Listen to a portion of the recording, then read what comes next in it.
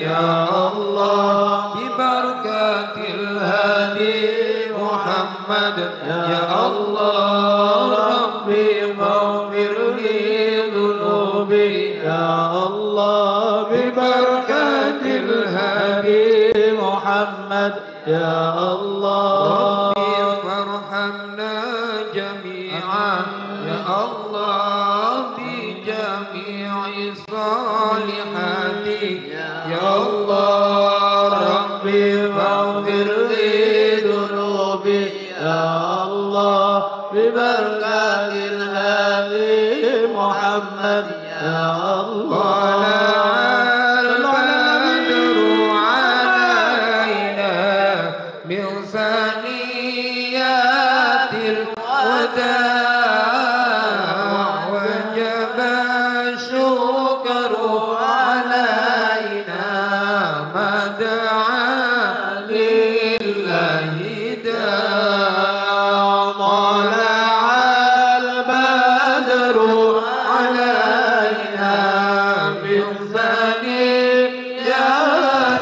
Assalamualaikum warahmatullahi wabarakatuh.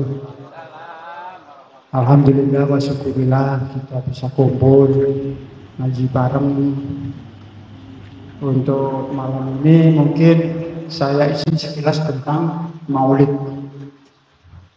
Nabi sallallahu alaihi wasallam. Yang perlu saya sampaikan, Maulid ini ada beberapa versi, dimulai dari dinasti Fatimiyah kurang lebih 349 Hijriah dan diperkuat oleh kerajaan pertama yang memformalkan Maulid itu adalah Raja Muzaffar ini raja di daerah Irak Timur, itu di daerah kota besar yang namanya Irbil kalau nggak salah. Jadi di situ dia itu memformalkan di kerajaannya memperingati Maulid Nabi Sallallahu Alaihi Wasallam. Terus ada beberapa versi. Ada yang bicara masalah Maulid itu, ada yang mengatakan bahwasanya umat Islam Sunni itu menjiplak Syiah. Ada yang menyampaikan begitu. Tapi sebenarnya sangat berbeda. Kalau Syiah itu Maulidnya tanggal 17 Rabiul Awal. Ada selisih hari. Kalau Sunni tanggal 12. Jadi ada 5 hari. Sedangkan di Syiah sendiri Maulid itu ada sampai 5 kali. Hasan dan Husain, Fatimah, Sayyidina Ali dan Rasulullah SAW. Itu versinya Syiah. Terus untuk yang Sunni sendiri kan terjadi kontroversi. Ada beberapa juga organisasi Islam di Indonesia yang nggak mau menyentuh wilayah Maulid. Mereka menganggap bid'ah. Ya. Terus yang jadi pertanyaan, hukumnya apa untuk memperingati Maulid? Kalau Salafi dan Wahabi itu mengatakan bid'ah, benar-benar bid'ah dan haram. Tapi sebenarnya kalau versi Sunni itu adalah bid'ah tapi bid'ah hasanah. Memang tidak pernah dilakukan Rasulullah, tidak pernah dilakukan di masa sahabat, tapi kebaikannya itu dirasakan.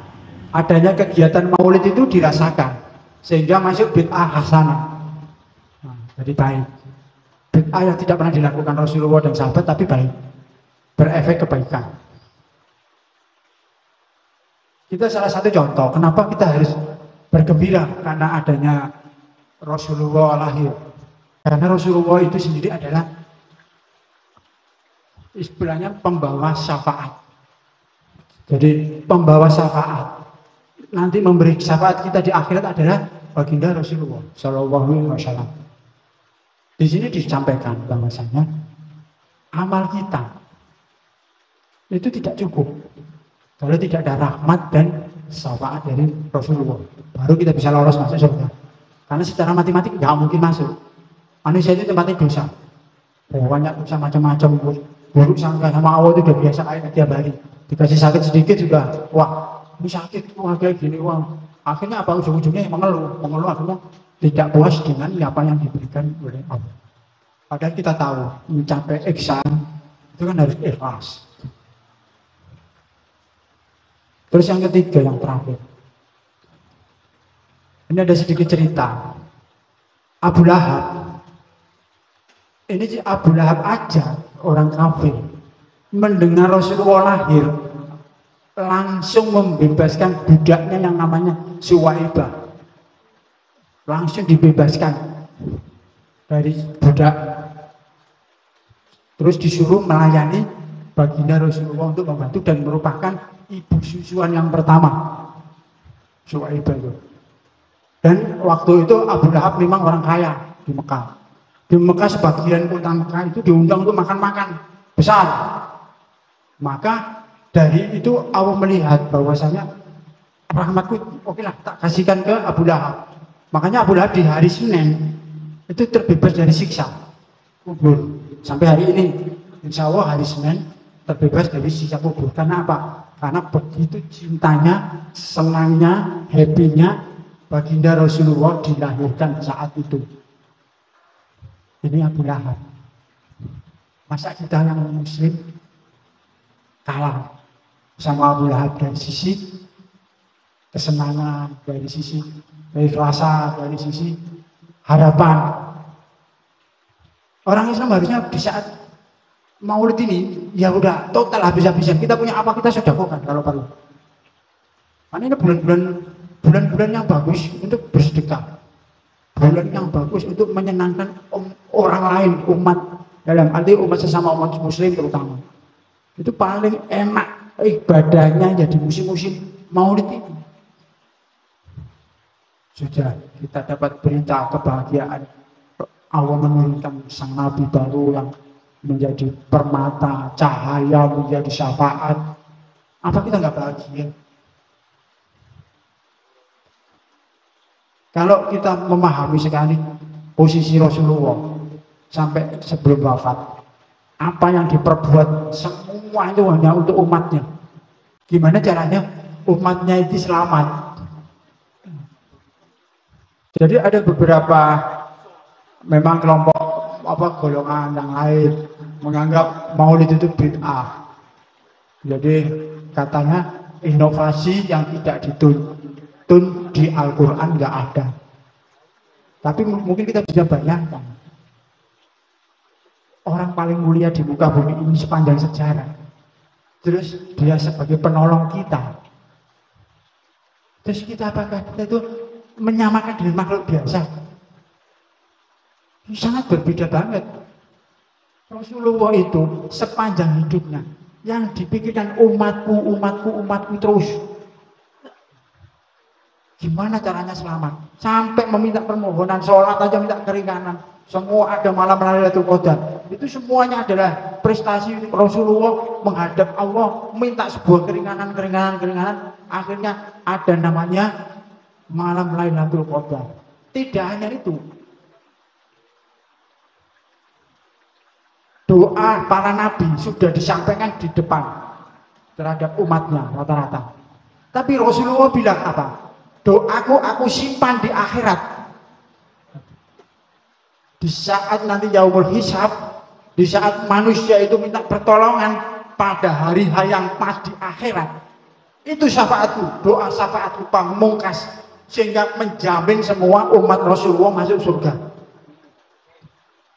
Jadi sebuah trik di mana cara supaya umatnya semuanya itu masuk surga. Dan itu tidak ada di nabi-nabi sebelumnya. Semuanya didoakan pada saat itu, didoakan. Kalau kita itu sudah disiapkan jauh ke depan nanti tidak tahu kita bertemu sama Rasulullah tapi sudah dijamin garansi. Masa kita itu maulid aja itu keberatan. Justru kita ragukan mereka yang anti milad, anti maulid itu. Itu ada secara politik. Kalau saya melihat itu secara politik untuk memisahkan Nabi dan umatnya secara pelan-pelan, masif, terstruktur, dan maunya permanen. Supaya cintanya berkurang, tergerus. Itu yang bahayanya di situ. Mereka dengan dalil agama, semuanya dalil agama. Maka kita sebagai wujud terima kasih kita sama baginda Rasulullah, banyak sholawat salah satunya. Kalau tidak ada memperingati milad, apakah kita sempat meningkatkan frekuensi sholawat kita? Di saat acara itu kan pasti meningkat kita. Di saat baterai kita lagi lemah, mengingat baginda Rasulullah, akhirnya tercas kembali, semangat kembali, mengingat kembali bahwasanya Rasulullah itu sang penolong kita, penyelamat kita. Dan hari Kamis itu merupakan laporan kebaikan manusia antara hari Senin dan hari Kamis. Hari Senin dan hari Kamis, Senin atau Kamis, Senin dan atau Kamis itu ada laporan rapot. Maka Rasulullah alangkah baiknya di saat laporan rapot tadi di hari Kamis, aku tutup dengan puasa. Kenapa hari Senin dan Kamis? Sehingga di saat rapot hari Senin juga bagus, di saat Senin puasa, rapot hari Kamis juga sama dalam posisi puasa. Itu fadilahnya di situ. Sehingga apa? Rapot ini isinya baik terus. Apalagi itu bisa menjalankan sampai wafat, dari mulai muda sampai wafat bisa melakukan. Jadi kebaikan itu terus terjaga stabil. Kenapa hari Senin dan hari Kamis? Itu yang bisa saya sampaikan. Mungkin ada pertanyaan lagi. Akhir zaman itu semua kegiatan itu mesti berdasar kembali lagi ke masalah materi. Seandainya kita pengajian serius kayak kita gini, nggak laku. Gak ada yang mau dengar, gak ada yang hadir. Kalau mereka kan kondang-kondang itu kan ibarat sebuah koki yang bisa menyenangkan pelanggannya. Jadi bukan maunya Pak Yai, tapi maunya jamaah. Nah, jamaahnya itu seneng dengan disajikan dari Pak Yai. Seneng, manusia biasanya seneng ngapain? Gak dimarahi, gak dikritik, gak dikasih tahu informasi yang sebenarnya. Jadi yang enak-enak aja yang muncul. Padahal dalam kehidupan ini semuanya harus dipunyai ilmunya.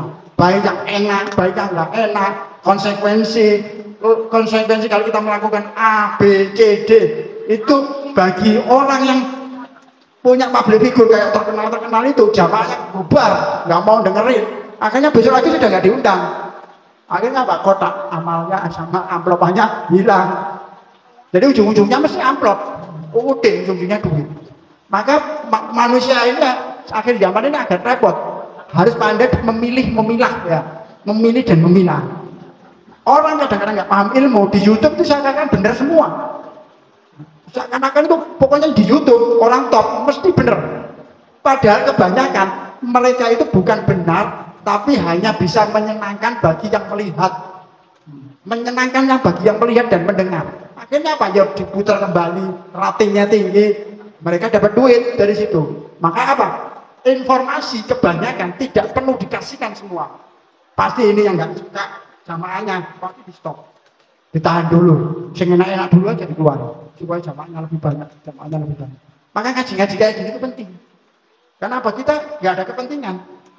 Apa kita sampaikan semua? Ada risikonya ya kita sampaikan semua.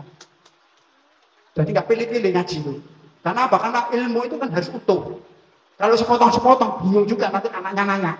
Kalau gini gimana? Kalau gini gimana? Nggak bisa jawab juga akhirnya. Akhirnya apa? Apa namanya orang bilang tuh samar. Dan itu yang kejadian sampai hari ini gitu. Kiai besar terkenal di YouTube, kalau ada masalah yang khilafiyah beda, pasti dia tidak tegas. Pasti abu-abu. Kenapa? Dia takut jamaknya hilang dua sisi. Mesti pecah jadi dua biasanya kan. Dia nggak mau tegas. Kenapa ya? Karena semua jamaknya tetap banyak. Nah kita nggak ngerasain ya. Memang kenyataannya begitu. Maka harus punya apa? Jamaah harus punya alternatif lain ibaratnya. Keran lain yang informasinya yang benar. Mungkin itu bisa Pak saya kan Pak Sinta. Arti di Al-Quran tidak ada pesawat loh Mas. Gak ada pesawat terbang loh di Al-Quran. HP juga nggak ada di Al-Quran. Yang ada unta. Berarti sampai naik haji pakai unta aja nanti. Gak usah pakai pesawat. Artinya apa? Tidak ada di Al-Quran bukan berarti haram. Memang di Al-Quran tidak ada perintah secara langsung. Memang ya. Karena Al-Quran itu diciptakan Allah memang secara global. Substansinya nanti diterangkan lagi. Substansi aja, yang ada itu intinya aja. Maka butuhlah sunnah. Apa? Hadis. Hadis itu pendukung dari Al-Quran. Untuk menguraikan yang tidak ada di Al-Quran.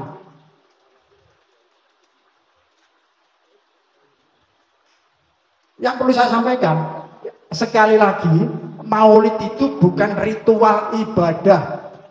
Bid'ahnya tidak ketemu, bisa mencari dimanapun nggak ada yang ketemu. Karena apa? Hanya perkembangan budaya masyarakat Islam merayakan kegembiraan terhadap junjungannya, terhadap tuntunannya, terhadap nabinya, terhadap rasulnya. Salahnya di mana? Kok orang bilang sampai ngomong bid'ah? Justru kita meragukan dia kecintaannya terhadap Rasulullah.